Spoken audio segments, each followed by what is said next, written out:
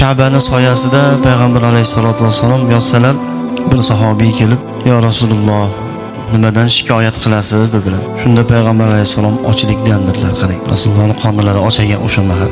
Shunda haligi sahobiy yig'lab, "Sizni qoningiz ossa-yu, men shundoq yurarmidim" deb orqalariga sekin qaytib bir xurmozorga borib, ana shu xurmozorning egasi bilan bir bitim qildiki, "Ke, mana shu xurmoyingni sug'orib beraman, har bir paqiriga bir donadan xurmo berasan."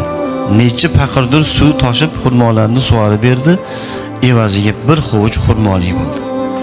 Haligi xurmoni olib kelib, haligi sahobiy, "Mana bu xurmolardan yeb oling, mana shu xurmolar bilan qoningizni to'ygizing" dedilar.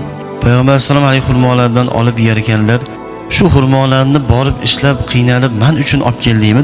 dedilar payg'ambar alayhisalom. "Ha, ey Allohning rasuli, nima uchun bu ishni qilding? Sizni yaxshi ko'rganligim sababli" dedi. Payg'ambar alayhisalom xurmoni yerkanlar, "Ha, meni yaxshi ko'rasanmi?" "Nihoyatda yaxshi ko'raman ya Rasululloh." "Agar dedilar payg'ambar alayhisalom, meni yaxshi ko'radigan bo'lsang, qiyinchiliklarga, mashaqqatlarga, faqirlikka, musibatlarga tayyor turgin. Chunki meni yaxshi ko'radigan bandalarga Alloh ko'p sinovlarni beradi.